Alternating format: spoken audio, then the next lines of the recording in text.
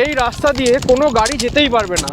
ফলে আমি, মিতা বা আমাদের সাথে বাকি আরও যারা এসেছে তাদেরকে নিজেদের মতো একদিনের জিনিস প্যাক করে নিয়ে লিটারালি রাস্তার পাশ দিয়ে ট্রেক করে যেতে হবে। জঙ্গলের মধ্যে মানুষের হাত পড়েনি, নেচার ইনট্যাক্ট, অসাধারণ লাগছে।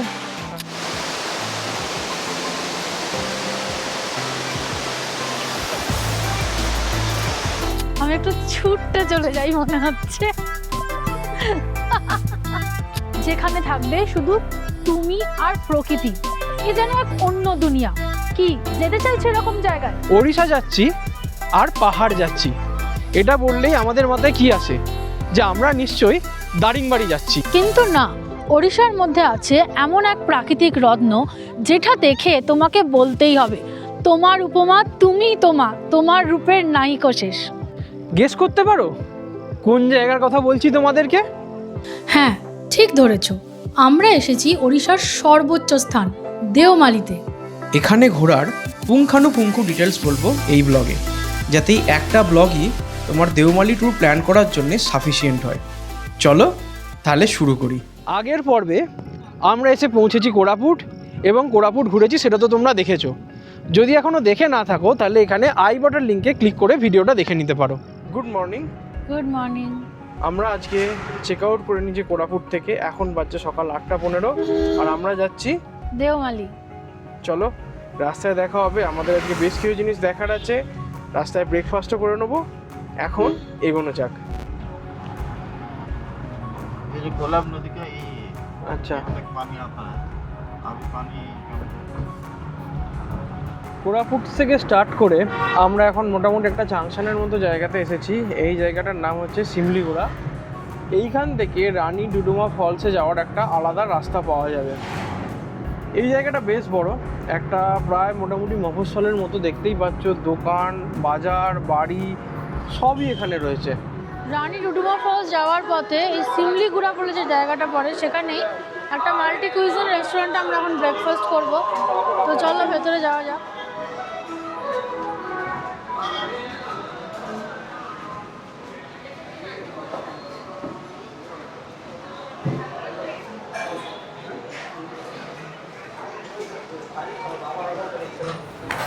এই এসে গেছে আমাদের ব্রেকফাস্ট।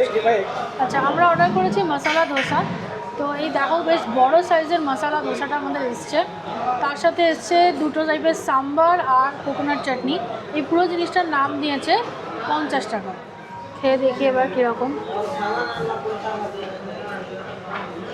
খেতে খুব ভালো, খুব ভালো। আর আমরা অর্ডার করেছিলাম 100 গ্রাম মতো ছানা পোড়া। ওড়িশাতে এসেছে ছানা পোড়া খাবো না সেটা তো হয় না, দেখি এটা খেয়ে খাবো। এই যে মোড়, এই মোড় থেকে দেখো আমরা ডান দিকে বেঁকে এই রাস্তা ধরলাম, যেখানে আমরা ব্রেকফাস্ট করলাম তার থেকে জাস্ট 100 মিটারের মধ্যে এই মোড়টা পড়ে। হ্যাঁ, এইখান দিয়ে আমরা যাবো এবার রানী ডুডুমা ফলসে। এই রাস্তা দিয়ে আমাদের আবার ফিরে আসতে হবে। কালকেই সবে রথযাত্রা গেছে, তাই এখন আমরা পিছনে দেখতে পাচ্ছি রথ এবং তাতে অধিষ্ঠিত রয়েছেন জগন্নাথজি, সুভদ্রা এবং বলরামজি। মাসির বাড়ি বেড়াতে এসেছেন। মাসির বাড়ি বেড়াতে এসছেন। আর এইবার আমরা দেখাচ্ছি সেই মন্দিরটা, 32 সিংহাসন, নন্দপুর। এখানে রাজারা বসতেন আগে, রাজাদের তৈরি মন্দির বোধহয়। ওই ওপরটাতে আছে, ওপরটাতে উঠে গিয়ে তোমাদের আবার দেখাচ্ছি।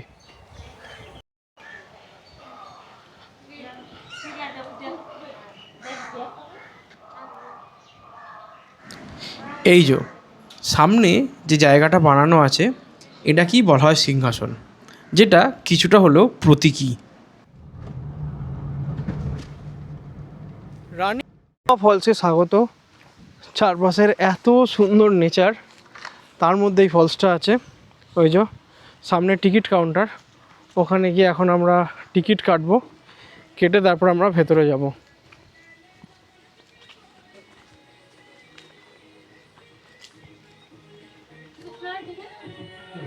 दो लोग हैं। 10 টাকা করে পড়লো পার টিকিটের, এই দুজনের জন্য টিকিটের মোট খরচ পড়লো 40 रुपीज़। আচ্ছা 20 টাকা করে পার টিকিটের, পার হেড টিকিটের দাম হচ্ছে 20 টাকা করে। এই দুজনের জন্য মোট খরচ হলো 40 টাকা। এই আমাদের সামনে রয়েছে রানী ডুডুমা ওয়াটারফলের গেট। চলো এবার ভেতরে যাওয়া যাক। এই সুন্দর রাস্তা দিয়ে প্রায় 500 মিটার মতো হাঁটতে হবে, হেঁটে আসবে আমাদের রানী ডুডুমা ওয়াটারফল। কিন্তু এই জায়গা রাস্তা দিয়ে হাঁটা, সিঁড়ি নয়। হ্যাঁ হ্যাঁ, কিন্তু জায়গাটা এত সুন্দর, হাঁটতে না একটুও আফসোস লাগছে না, একটুও না। মানে বেসিক্যালি তোমার মনে আছে আমরা যখন মেঘালয় থেকে সেই লিংসিয়ার ফলসে গিয়েছিলাম, হ্যাঁ এরকম নয় কিন্তু এতটাই সুন্দর করে সাজানো ছিল। হ্যাঁ, মেঘালয় এরকম 7টা সুন্দর অফবিট ফলস আমরা দেখেছি। সেই ভিডিওটা যদি দেখতে চাও তাহলে এই যে এখানে আই বাটন লিঙ্কে আসছে, চাইলে দেখে নিতে পারো। চলো আমরা এবার এগোই। অ্যাকচুয়ালি এটা রানী ডুডুমা ফলসের এন্ট্রেন্স, যেখানে একটা বিশাল বড় গরিলা কেন করা আছে আমি জানি না। বাচ্চাদের জন্য। হ্যাঁ, তার তলা দিয়ে তোমাকে যেতে হবে।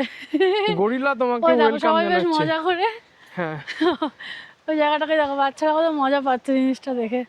মানে বেসিক্যালি তোমাকে বলা হচ্ছে তুমি গরিলা লেভেলের মজা পাবে এখানে। হ্যাঁ, তো the gorilla welcomes you to Rani Duduma falls. বেশ অনেকক্ষণ সমতল রাস্তা দিয়ে আমরা হেঁটে এলাম। ওই যে পিছনে আছে সেই সমতল রাস্তা। তারপরে সামনে এখানে গিয়ে সামান্য কিছু সিঁড়ি আছে, বাট ভালো ব্যাপার যেটা তোমরা সিঁড়ির দিকে তাকালেই দেখতে পারবে, সিঁড়িগুলো কিন্তু স্টেপগুলো খুব একটা বড় নয়, স্টেপগুলো অল্প উঁচু উঁচু, ফলে মনে হয় না ওপরে উঠতে কোনো কষ্ট হবে। অবশেষে সিঁড়ি শেষ, আমার প্লেন রাস্তা, চতুর্দিকে ঘেরা জঙ্গল, বেশ একটা জঙ্গলের একটা গন্ধ হয় না, সোদা সোদা। আর জলপ্রপাতের আওয়াজ কিন্তু শোনা যাচ্ছে। হ্যাঁ, প্রচুর পাখিও ডাকছে। এবার চলো যাওয়া যাক ফলসের দিকে। দেখো এখান থেকে কি সুন্দর লাগছে হ্যাঁ, দেখতে ফলসটাকে, অসাধারণ লাগছে, জাস্ট এই হচ্ছে। অসাধারণ। এই হচ্ছে রানী ডুডুমা ফলস। সামনে এই ফলসের পিছনে আছে একটা ন্যাচারাল সুইমিং পুল, লোকের এবং- ওখানে যত ঝাঁপ টাপ দিয়ে চান করছিল। এবং এই রানী ডুডুমা ফলসের আরেকটা পোর্শনও আছে যেটা সামনে থেকে দেখতে পাবে, সেটা হচ্ছে এইটা।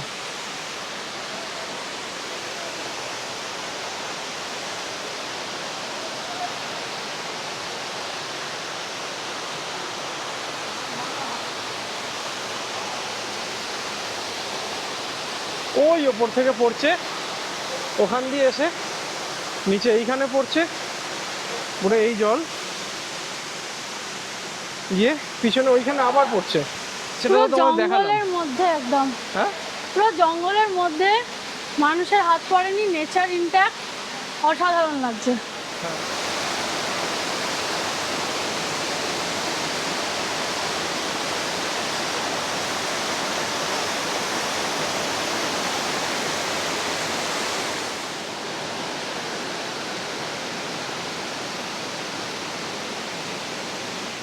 শেষ কদিনে কিন্তু আমরা বেশ অনেকগুলো ফলসই দেখেছি, আর তারপরেও এই রানী ডুডুমা ফলস আমাদের মন ভুলিয়ে দিয়েছে। একদম। আর যদি কোরাপুট দেওমালি আসো, হ্যাঁ। Rani Duduma falls is a must visit. সে মানে তুমি রানী যে tour নামটা plan, একদম perfect. অ্যাপ্রোপ্রিয়েট। সে তুমি যে ট্যুর প্ল্যান যাই দেখে আসো, হ্যাঁ, যার সাথেই প্ল্যান করো বা নিজে প্ল্যান করো, রানী ডুডুমাকে কিন্তু বাদ দেবে না। তাহলে হ্যাঁ। তোমার যে কি বিশাল বড় মিস হয়ে যাবে সেটা তুমি নিজে এখন বুঝতেও পারছো না। সত্যি তাই।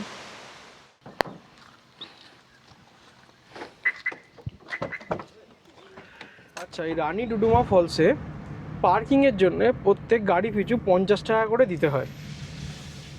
এইখানে মানে এই রানী ডুডুমার দিকে ঘুরতে এলে আরও বেশ কিছু জিনিস কিন্তু দেখা যায়। তোমরা রানী ডুডুমার পরে যে জগন্নাথ মন্দিরটা দেখলে, যেখানে 32 সিংহাসনটা দেখলে, এখান থেকে যদি সোজা রাস্তা দিয়ে চলে যাও তাহলে চলে আসে বালডা কেভ, আর তার সেই পাহাড়ের ওপরে খুব সুন্দর একটা লেক। জায়গাটা ভীষণ সুন্দর, কিন্তু এখন ওখানে মাইনিং রাইট আদানিকে দেওয়ার পরে লোকাল যে ওখানের উপজাতি আদিবাসী আছে তাদের সাথে একটা সংঘর্ষ তৈরি হয়েছে, ফলে এই মুহূর্তে ওখানে আর যাওয়া যাচ্ছে না। তাই বালডা কেভ আমরা যেতে পারলাম না।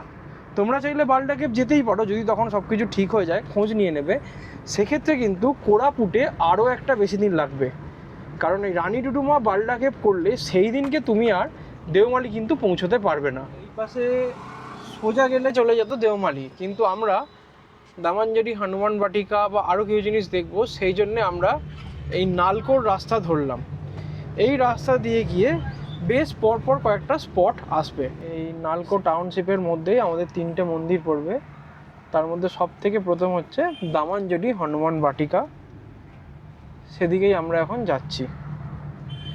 এবং যেহেতু নালকো টাউনশিপ দেখো এইখানটা কত সুন্দর করে সাজানো, আর ওই পাশে ওই দেখো দামানজরি হনুমান বাটিকা, আমরা এবার ওখানে যাব। এই যে মেন গেট মন্দিরে ঢোকার।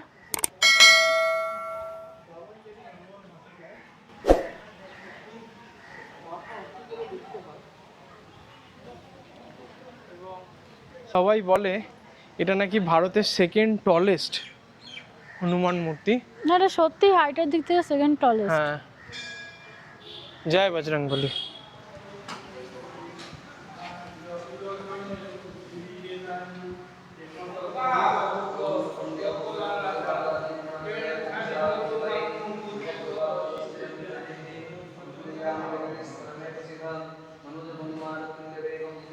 কি বিশাল যে এই বজরংবলীর মূর্তিটা, সেটার ধারণা আশা করি এখান থেকে পাচ্ছ। এবং ভীষণ ভালো লাগলো এইখানে ঘুরতে আসতে পেরে। আর একটা জায়গা বলতেই হয়, দেখো এই গোটা মন্দিরটা কত সুন্দর করে সাজানো। মন্দির চত্বরটা খুবই সুন্দর। ওইখানে একটা পার্ক, তারপরে এখানে ঝর্ণা আছে, ফোয়ারা। ফোয়ারা, ঝর্ণা দেখে দেখে বলে ফেললাম। এপাশে পার্ক, ওপাশে টয়লেটেরও ব্যবস্থা আছে। তো খুব সুন্দর লাগলো এই জায়গাটা। এবার আমরা এগোবো। হনুমান মন্দির দেখা হয়ে গেছে, এবার আমরা যাচ্ছি সাই টেম্পল দেখতে, যেটা আমাদের নেক্সট স্পট। আমরা এখনো নালকো টাউনশিপের মধ্যেই আছি, পৌঁছে গেছি আমাদের পরের গন্তব্য, যেটার নাম হচ্ছে সাই টেম্পল। খুবই সুন্দর দেখতে এবং মন্দিরের গায়ে কারুকার্য অসাধারণ, চোখে পড়ার মতো। এবার আমরা গাড়ি থেকে নেমে মন্দিরের ভেতরে যাব। সাই টেম্পল মানে বুঝতে পারছো এখানে সাই বাবার ব্যাপার আছে, আর সেই জন্যই এখানে মন্দিরে ঢোকার সময় তুমি দেখো সাই বাবার জীবনের অনেক কিছু, যে উনি যেভাবে ভিক্ষে করতেন, যেভাবে উনি মানুষের সাথে মিশতেন, তাদের জাতি ধর্ম নির্বিশেষে সবার সাথে মিশে ধর্ম প্রচার করতেন, সেই সব কিছুই এখানে দেখা যাচ্ছে। এবার আমরা জুতোটা এখানে খুলে ভেতরে প্রবেশ করব। সাই বাবার মন্দির ভেতরে তো যাবই, কিন্তু তুমি খালি দেখো মন্দিরটা কি সুন্দর। আমি এই দূরটা থেকে একটু দেখাচ্ছি মন্দিরের কারুকার্যগুলো, আমি তোমাকে কাছে গিয়ে দেখাবো।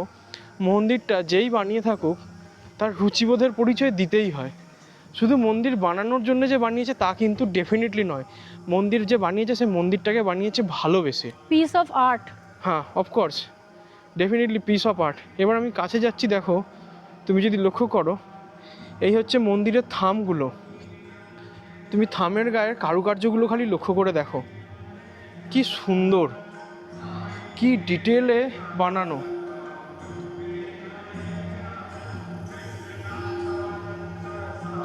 মন্দিরের ভেতরে পুজো হচ্ছে, কিন্তু যা ছবি তোলার আমাদের এই বাইরে থেকেই তুলে নিতে হবে, কারণ ভেতরে ফটোগ্রাফি অ্যালাউড নয়। তাই এবার আমি মন্দিরের ভেতরে যাব। আমি বলবো যদি দেওমালি আসো এই জায়গাটায় অবশ্যই আসার চেষ্টা করো। সাই টেম্পলের থেকে সামান্য দূরে আছে কণ্টাবাসনী টেম্পল, যেটা অ্যাকচুয়ালি অত্যন্ত পুরনো একটা ঐতিহাসিক মন্দির। সেই মন্দিরে এখন আমরা চলে এসেছি, এবার আমরা সেখানেই যাব। কণ্টাবাসনী টেম্পল।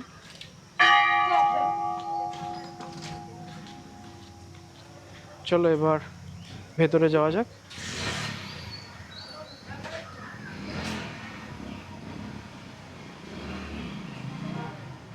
বেশ একটু জঙ্গলের মতো জায়গার মধ্যে দিয়ে যেতে হবে, এবং সেই যাওয়ার রাস্তাটা মাটির রাস্তা, খালি পায়ে মাটির রাস্তা দিয়ে। একটা বড় ঘন্টা আছে বাজানোর জন্য, যেটাকে বাজাচ্ছি এখন।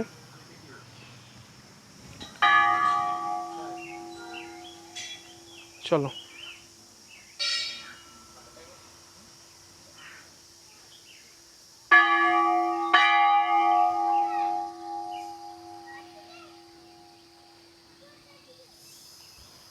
জায়গায় জায়গায় মায়ের বাহন সিংহর মূর্তি করা রয়েছে। সামনেই মন্দির থাকবে, বোর্ড দেখতে পাচ্ছি।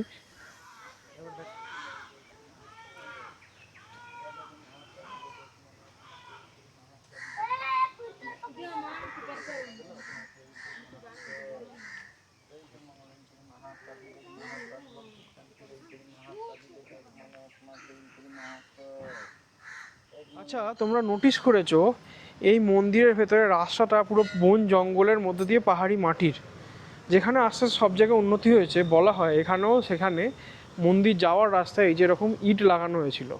তারপরে এই মন্দিরের দেবী নাকি স্বপ্নাদেশ দেন যে তার যাওয়ার রাস্তায় যেন ইট লাগানো না হয়, সেই জন্য এই সমস্ত লাগানো ইটকে আবার তুলে ফেলে বাইরে এনে এখানে রাখা হয়, এবং সেই জন্য আজ অবধিও এইখানে জুতো খুলে বাকি এই মন্দিরের রাস্তায়, যেটা মাটির রাস্তা, সেখান দিয়ে যেতে হয় পায়ে হেঁটে। আচ্ছা, তোমরা কি কখনো এমন কোনো জায়গায় গেছো যেখানে গেলে তোমার মনে হবে তোমার বাঁ হাতে রয়েছে চাঁদের পৃষ্ঠ আর ডান হাতে রয়েছে মঙ্গলের পৃষ্ঠ? চলো তাহলে যাওয়া যাক সেরকম একটা জায়গায়। এবার আমরা একটা স্পেশাল জায়গায় যাচ্ছি। দেখো এখানে লেখা আছে way to red mud pond and ash pond. তো এইখানে আমরা গিয়ে দেখব একটা পন্ড যেটার রংটা পুরোপুরি লাল রঙের। এই দেখো মাঝের এই ব্রিজটা দুটো পন্ডকে আলাদা করেছে।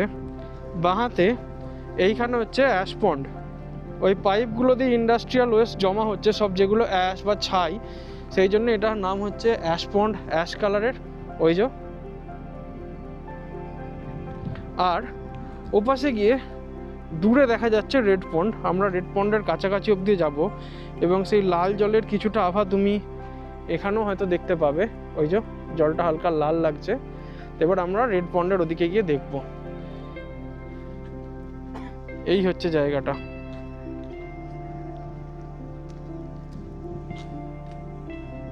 আর এই হলো সেই রেড মাড পন্ড, যেটা দেখে তোমার এক ঝটকায় মনে হতেই পারে যে তুমি মার্সের কোনো জায়গায় চলে এসছো।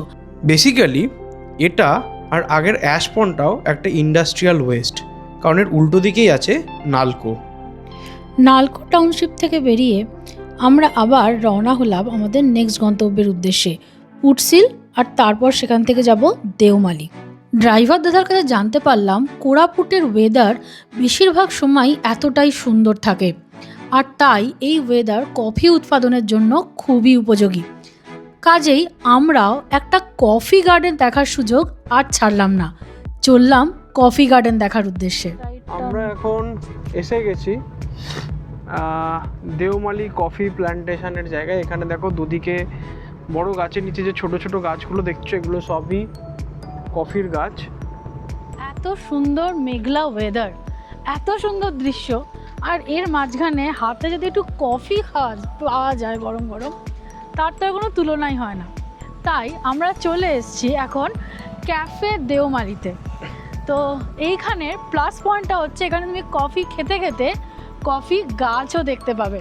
এই যে বড় বড় গাছের নিচে যে গাছগুলো এখন দেখতে পাচ্ছ, এই সব হচ্ছে কফি গাছ। আর দেখো সবুজ সবুজ দানা দানা যেগুলো হয়ে রয়েছে, ওগুলো কিন্তু সব কফি। তো চলো ভেতরে যাওয়া যাক আর গার্ডেনটাকেও একটু এক্সপ্লোর করা যাক। এই যে একদম কাছ থেকে যদি দেখাই, এই দেখো কফি হয়ে রয়েছে।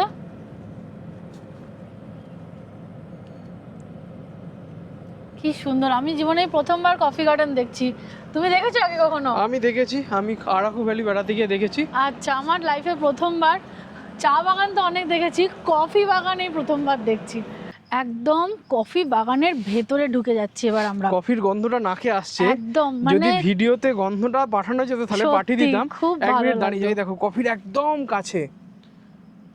এই যে এইগুলোই পরে যখন বড় হবে তখন কফি পেকে যাবে বিনস তৈরি হয়ে basically। যাবে খয়েরি রঙের, যে কফি দেখে আমরা অভ্যস্ত। দেখো একদম মাটি অবধি পাতা নেমে গেছে, সেখানে পর্যন্ত কফি হয়ে রয়েছে। এই যে কফি বাগানটা একবার দেখাচ্ছি, দেখো গাছগুলোর হাইট না মানে প্রায় আমার হাইটের মতো, মানে প্রায় 5 ফুট থেকে 6 ফুটের মধ্যে, যদিও গুলময় বলা চলে হ্যাঁ। এগুলোকে। এই যে সামনে এপাশ দিয়ে চলে যাচ্ছে। আরো রাস্তা, ওয়াও, রাস্তাটাই কি সুন্দর লাগছে, সো ফটোজেনিক। আমি একটু ছুটতে চলে যাই মনে হচ্ছে। দারুণ লাগলো, দারুণ লাইফে। কফি বাগানের মধ্যে দেখতেই পাচ্ছ লাগানো আছে বেশ কিছু লম্বা গাছ। তার কারণ তার গায়ে যে লতানো গাছগুলো জড়িয়ে রয়েছে সেগুলো অ্যাকচুয়ালি গোলমরিচের গাছ, আর তার পাশেই রয়েছে এই কফি। এবার মনটা কিন্তু একটু কফি কফি করছে, কফি না খেলেই আর চলছে না। এই কফি বাগানে এসে কফির গন্ধ শুকে কফি খেতে ইচ্ছা তোমার নয়, সবারই হয়। আর তাই এরা বানিয়ে রেখেছে এখানে দেওমালি ক্যাফে। চলো এই মেঘলা ওয়েদারে এক কাপ গরম গরম কফি হয়ে যাক।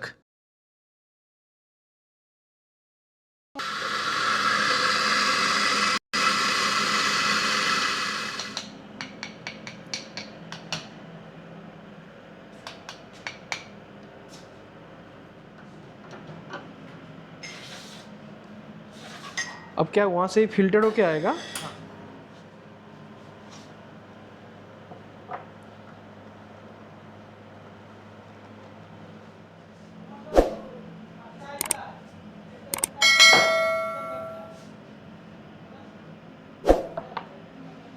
এখানে ডিফারেন্ট দামের কোল্ড কফি এবং হট কফি সবই আছে, এগুলো দেখিয়ে দিলাম তোমাকে। এছাড়াও এখানে ব্ল্যাক কফি, ডিফারেন্ট টাইপের ফ্রাই, মোহিতো, পিৎজা, বার্গার এইসবগুলো অ্যাভেলেবেল আছে। আর চাইলে তোমরা এখান থেকে কোরাপুট কফির কফি বিনসও কিনতে পারো। আপাতত তোমার কফি খাওয়ায় ফোকাস করো, আমার কফিটা আসছে, খেয়ে বলো দেওমালি কফি কেমন। দারুণ, দুর্ধর্ষ। আমি নিয়েছি ক্যাপে মোকা, যেটার দাম পড়েছে 130 টাকা। আমি নিয়েছি ক্যাফে লাটে, যেটার দাম পড়েছে 120 টাকা। কফি খেয়ে চাঙ্গা হয়ে এবার আমরা রওনা দিলাম দেওমালির ওয়ান অফ দ্য স্পেকটাকুলার জায়গা পুটশিল। এই দেওমালি কোরাপুট ঘুরতে তোমরা যদি ছোট গাড়ি নাও আর যদি দুদিন কোরাপুটেই থাকো তাহলে তোমাদের খরচা পড়বে মোটামুটি 8,000 টাকা থেকে 9,000 টাকার মতো। সিজনের দিকে খরচটা একটু বাড়ে, সেই একই হবে বড় গাড়ি, মানে যেমন ধরো জাইলো বা স্করপিও এই ধরনের গাড়ি যদি নাও সেক্ষেত্রে এই খরচটা পড়বে 9,000 থেকে 10,000 টাকার মতো, যদি এগেন তোমরা কোরাপুটেই দুদিন থাকো। আর যদি তোমরা মনে করো যে না আমরা একদিন দেওমালিতে থাকবো, মানে দেওমালি নেচার ক্যাম্পে থাকবো আর তারপরের দিন ফিরে আসবো, সেক্ষেত্রে যে কোনো গাড়ির ক্ষেত্রে ড্রপিংয়ের জন্য 1,000 টাকা এক্সট্রা যোগ হবে। দেওমালি যাওয়ার জন্য যে পাহাড়ে চড়তে হয় সেই পাহাড়ে চড়ার শুরু হচ্ছে এইবার। রাস্তা আস্তে আস্তে ওপরের দিকে উঠছে আর আমরা উঠছি পাহাড়ের দিকে। এদিকে মেঘলা আকাশ, তার নিচে এরকম রোহিত শেট্টি মার্কা সবুজ রঙের পাহাড়। আর কি চাই বলো। সত্যি এটা কিন্তু অ্যাকচুয়ালি ঘাট স্টার্ট হলো আবার। হ্যাঁ, পূর্ব ঘাটের রেঞ্জ আবার আমাদের মুগ্ধ করতে চলেছে। মানে সত্যি জানি না সত্যি স্বর্গ কোথাও আছে কি না, স্বর্গ যদি সত্যিই কোথাও থেকে থাকে সেটা যেন এরকমই দেখতে হয়। দেখো এখানে রাস্তা এমন তোমার মনে হবে পুরোটাই ক্যাপচার করার চেষ্টা করি। সামনেও দেখতে পাচ্ছ একজন ক্যাপচার করার চেষ্টা করছে, but nothing meets the I. একটা টেবিল টপ মাউন্টেনের ওপরের প্লেন অংশটা, শীতকালের দিকে এখানে টেন্ট লাগানো হয়, টেন্টে এসেও থাকা যায়, অনেকে এসে থাকেও। এবং এই যে রাস্তা, এই রাস্তা এখন ঢুকছে কোথায় বলবো, পুটশিলে বলবো নাকি অসাধারণ, অতুলনীয়, অভাবনীয়, লালমোহন বাবুর ভাষায় ম্যাজেস্টিক, বিস্ময়কর এক কোনো জায়গায়, তা আমি জানি না। ওড়িশার সর্বোচ্চ শৃঙ্গ, নয়নাভিরাম প্রাকৃতিক সৌন্দর্য, যেখানে থাকবে শুধু তুমি আর প্রকৃতি। এ যেন এক অন্য দুনিয়া। এই পুটশিলের সৌন্দর্য তোমাদের পাখির চোখে দেখাবো বলে আমরা ড্রোন উড়িয়েছিলাম, কিন্তু দেখতেই পাচ্ছ হঠাৎ কালো মেঘে চতুর্দিক ঢেকে গেল, আর তার সাথে শুরু হলো প্রচণ্ড জোরে হাওয়া এবং তুমুল বৃষ্টি। ফলে আমরা ড্রোন নামিয়ে নিতে বাধ্য হলাম, আর এতই জোরে বৃষ্টি এলো যে নিজেরাও আর সেখানে দাঁড়াতে পারলাম না। ফুটসিলে আমরা দাঁড়ানোর প্রায় কিছুক্ষণের মধ্যেই তুমুল জোরে বৃষ্টি শুরু হলো।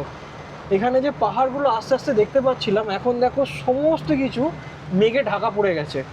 এখানে আমরা ড্রোন ওড়াতে পারলাম না এবং এত জোরে বৃষ্টি যে নিজেরাও বাইরে দাঁড়াতে পারলাম না, কারণ পাহাড়ের ওপরে যত জোরে বৃষ্টি তত জোরে হাওয়া, ছাতা অবধি খোলা যাচ্ছে না। ছাতা অবধি খোলা যাচ্ছে না, তোমাদের যে আরেকটু ভালো করে দেখাবো সে সুযোগও হলো না। তাই আমরা আপাতত ফুটসিল থেকে বেরিয়ে যাচ্ছি। হ্যাঁ। বেরিয়ে এবার আমরা যাচ্ছি দেওমালির দিকে। আর এর মধ্যে রাস্তায় দেখো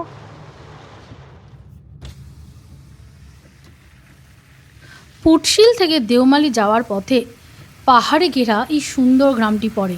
এর নাম আপার ক্রান্তি গ্রাম। কি সুন্দর না লোকাল ট্রাইবদের এই গ্রামটি।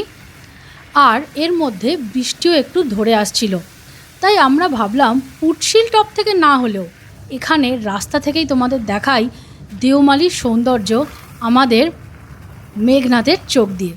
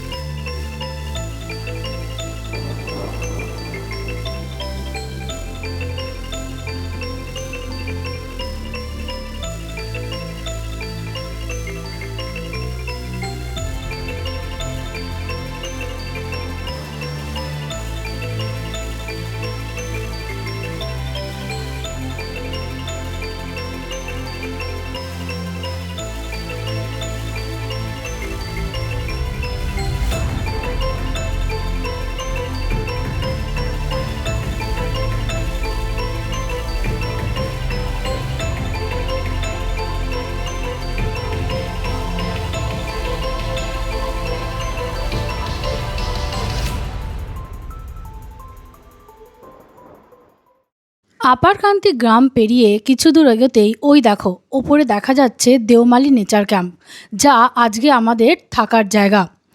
আর এতক্ষণ ধরে যা ঘুরলাম পুটশিল আর দেওমালি, তাতে তো আমরা ওড়িশা গভর্নমেন্ট আর ওড়িশা ট্যুরিজমের প্রেমে পড়ে গেছিলাম। আমরা নিজেদের মধ্যে বলাবলি করছিলাম আর ওড়িশা গভর্নমেন্টকে ধন্যবাদ দিচ্ছিলাম এরকম প্রান্তীয় অঞ্চলে এসেও এত সুন্দর রাস্তাঘাট মেনটেন করার জন্য। কিন্তু তখন কি জানতাম আগে আমাদের জন্য কি দুর্বিষহ একটা অভিজ্ঞতা অপেক্ষা করে রয়েছে। জেনারেলি ওড়িশা ট্যুরিজম ফ্ললেস থাকে, বাট এখানে এসে আমার এটা খুব বাজেই লাগলো। ওপরে ওইখানে কটেজ, আর তার আগে যাওয়ার আগে এই যে পোর্শনের রাস্তাটা আছে, এই রাস্তাটা সারানোর জন্যে ওড়িশা ট্যুরিজমের মনে হলো বর্ষাকালটাই আদর্শ। আর তার ফল দেখো, এইখানে রাস্তাটা বৃষ্টি হয়ে এত খারাপ হয়ে গেছে বলে সমস্ত গাড়ি আটকে যাচ্ছে, ফেঁসে যাচ্ছে, এমনকি বাইকগুলোও স্কিড করছে। ফলে আমরা প্রায় আধ ঘন্টা ধরে এখন এখানে দাঁড়িয়ে আছি। আমরা চেষ্টা করেও ওপরে উঠতে পারছি না। প্রায় বিকেল 3:30 4টে বাজতে চলেছে। অবস্থা এমন হলো যে এই রাস্তা দিয়ে কোনো গাড়ি যেতেই পারবে না। ফলে আমি, মিতা বা আমাদের সাথে বাকি আরও যারা এসেছে তাদেরকে নিজেদের মতো একদিনের জিনিস প্যাক করে নিয়ে লিটারালি রাস্তার পাশ দিয়ে ট্রেক করে যেতে হবে। একটা লিটারালি হাই পেইং রিসর্টে এসে এইভাবে যাওয়ার এক্সপিরিয়েন্স কতটা গ্রহণযোগ্য আমি ঠিক জানি না। এখানে লাল মাটি গুঁড়ো গুঁড়ো টাইপের হয়, ফলে একটু বৃষ্টি হলেই সেটা প্রচণ্ড স্কিড করে যায় এবং তার ফলে এই রাস্তা এখন পুরোপুরি গাড়ি চলাচলের অযোগ্য হয়ে গেছে। এবং তার বদলে রাস্তার ধারে দেখো এই যে পাথুরে মাটি আছে, এই পাথুরে মাটি দিয়ে আমাদের ওই ওপরে ওইখানে উঠতে হবে। সবাইকে যেতে হচ্ছে হেঁটে হেঁটে। আমরা আমাদের পুরো ব্যাগও নিয়ে আসতে পারিনি এবং এ দেখো আমি আর মিতা কোনো রকমে একদিনে থাকার জন্য যতটুকু যা লাগে সেই নিয়ে ওড়িশা ইকো ট্যুরিজমের সো কল্ড একটা লাক্সারি রিসর্টে প্রায় 6,000 টাকা খরচা করে, যেখানে আমরা একটা ঘর বুক করেছি, সেখানে থাকতে যাচ্ছি। আমি এখনও বোঝার চেষ্টা করছি আমার নিজের খরচটাকে আমি কী করে জাস্টিফাই করব। ওপাশের ওই রাস্তা দিয়ে লাস্ট 8 ঘন্টা ধরে আমরা ট্রেক করে আসছি। করে এসে সামনে ওইখানে আমাদের রিসর্ট, তার আগে লাস্ট এইখানে আছে Deomali Heights cafe and restaurant. But এখন ট্রেক করে এসে ক্যাফেতে দাঁড়ানোর বিন্দুমাত্র ইচ্ছা নেই। আপাতত এখন রিসর্টের দিকেই যাব। প্রায় 3:45 বাজে। অ্যাট লাস্ট আমরা এসে পৌঁছেছি, কটেজে ব্যাগ রেখে দিয়েছি। এবার আমরা খেতে যাচ্ছি। সারাদিন কিছু খাওয়া হয়নি। আমাদের ঘর বা এই রিসর্টটা তোমাদের ভালো করে ঘুরিয়ে দেখাবো, বাট প্রায় 40 মিনিট ট্রেক করেছি সেই সকালের পর আমাদের কিছু খাওয়া হয়নি, তো এখন কিছু খাওয়া ভীষণ দরকার। এখানে পরপর 10টা কটেজ আছে। 1 নম্বর কটেজ থেকে আমরা যদি হেঁটে আসতাম, হেঁটে এসেই আমরা এইখানে রেস্টুরেন্টে পৌঁছে যেতে পারতাম। এই হচ্ছে এদের রেস্টুরেন্টের লোকেশনটা কিন্তু সত্যিই খুব সুন্দর, একদম পাহাড়ের গায়ে। এইটা রেস্টুরেন্টের ভেতরটা। আমাদের খাবার চলে এসছে, গরম গরম ভাত, ডাল, আলু মিনের সবজি আর চিকেন। প্রচণ্ড খিদে পেয়ে গেছে। বিকেল 5টার সময় লাঞ্চ করছি। বিকেল 5টার সময় লাঞ্চ করছি। এখানে পেঁয়াজ, লেবু, লঙ্কা চলে এসছে। আর কথা বলতে পারছি না, এবার খাবো। আমি ফার্স্টে এই সবজিটা যেটা দিয়েছে সেটা দিয়ে খাওয়া শুরু করে দেখছি কেমন লাগছে। রান্না ভালো, খারাপ নয়। আমি একটু ডাল লেবু দিয়ে খেয়ে দেখছি। ডালটা ভালো করেছে। সত্যি কথা বলতে এতক্ষণ পর খাবার পেয়ে না, যা পেয়েছি তাই অমৃত লাগছে। খাবার কিন্তু ভালো। দুপুরের লাঞ্চ শেষ করলাম চিকেন দিয়ে। চিকেনটা বেশ অনেকটা পরিমাণেই দিয়েছিল এবং খেতে খুব ভালো ছিল। আমরা এখানে আসার আগে অনেকের কাছে শুনেছিলাম এবং অনেক রিভিউতেও পড়েছিলাম যেখানে খাওয়া দাওয়া নাকি ভালো নয়। আমি বলতে বাধ্য হচ্ছে এটা কিন্তু সম্পূর্ণ ভুল কথা। এদের রান্না ভীষণ ভালো, আমাদের খুবই ভালো লেগেছে। ওইখানে ওই হচ্ছে দেওমালি নেচার ক্যাম্পের এন্ট্রি গেট। তারপর ওই পাশে ওই যে দুটো দেখছো, ওই দুটো হচ্ছে কটেজ। এবার এই যে রাস্তাটা আছে, এই রাস্তাটা ওখানে গিয়ে ওটা হচ্ছে অফিস, আর ওটা হচ্ছে কোনো ওয়াচ টাওয়ার টাইপের কিছু হবে। তারপরে ওপাশে আছে খাবার জায়গা, কিন্তু খাবার জায়গা যাওয়ার আরও রাস্তা আছে। আর এই যে রাস্তা আছে, এই রাস্তা দিয়ে পরপর গিয়ে আসে আমাদের কটেজগুলো।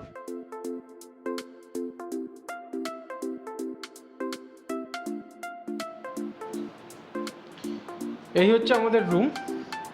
এই হচ্ছে রুমের ভেতরটা, modest ছিমছাম set up.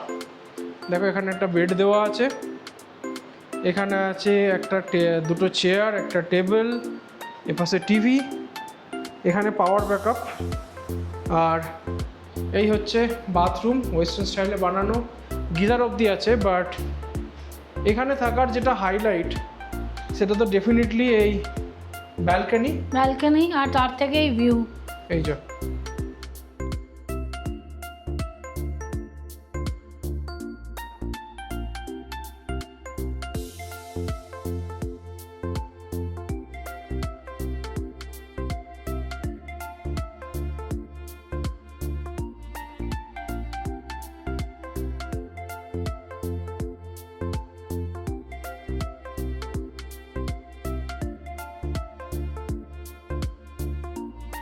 Deomali nature camp থেকে কিন্তু দেওমালি হাইয়েস্ট পয়েন্টে ট্রেক করা যায়।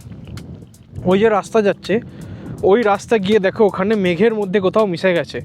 তারপরে বাকি রাস্তাটা যেতে হয় হেঁটে। ওইখান অবধি একটা জায়গা অবধি গাড়ি করে কিন্তু যাওয়া যায়।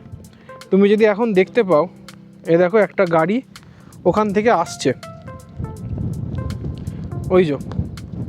ওইখান থেকে একটা গাড়ি কিন্তু এখন আসছে। বাট আমরা গাড়ি নিয়ে ওপর অবধি আসতে পারিনি, রাস্তায় ফেঁসে গিয়েছিল। তাই এতটা ট্রেক করে আসার পরে এইখানে আবার ট্রেক করে ওপর অবধি যেতে আমরা আর পারবো না, কাজেই ওইখানে ট্রেক করে যাওয়া আমাদের আর হবে না। এবার বলি এই দেওমালি নেচার ক্যাম্প বুক কী করে করবে। এগুলো বুক করতে হয় অনলাইনে ওড়িশা ইকো ট্যুরিজমের ওয়েবসাইট থেকে। ওয়েবসাইটের ডিটেলস আমি স্ক্রিনে দিয়ে দিলাম, আর ডেসক্রিপশন বক্সেও পেয়ে যাবে। এখানে দু ধরনের রুম আছে। এই যেমন ধরো কটেজ, এখানে 2 থেকে 3 জন থাকতে পারে, এর ভাড়া পড়ে 5,000 টাকা মতো। আর আছে একটা 5 শেয়ারিং ডরমেটরি, যার ভাড়া একদিনে পড়ে 8,000 টাকার মতো। এই ভাড়ার মধ্যে থাকা এবং এখানে 4 বেলা খাওয়া, মানে লাঞ্চ, ডিনার, ব্রেকফাস্ট এবং স্ন্যাক্স সবই ইনক্লুডেড।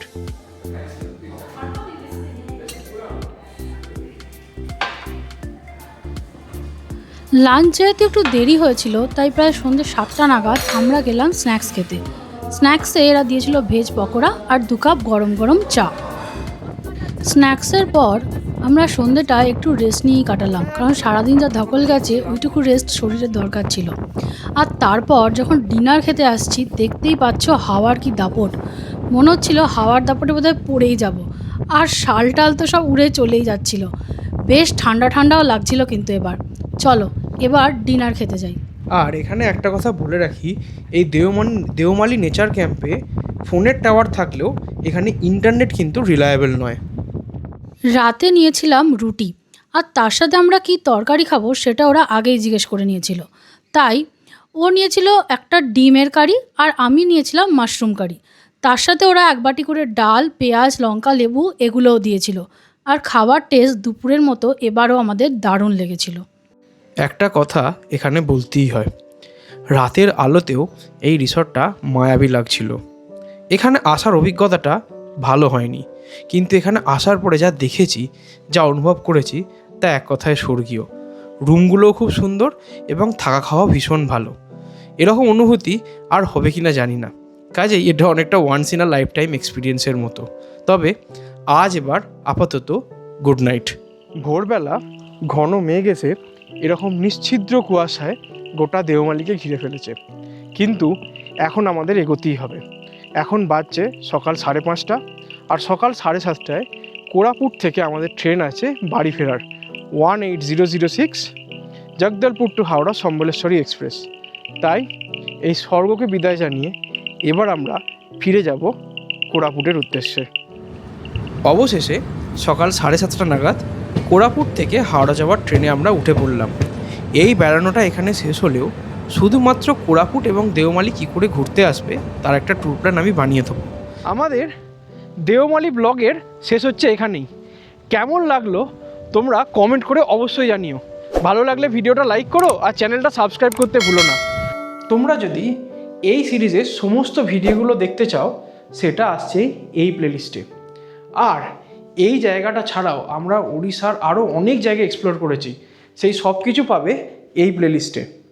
আর খুব শীঘ্রই সবার সাথে দেখা হচ্ছে নতুন কোনো জায়গায়। ততদিন সবাই খুব ভালো থেকো, বাই।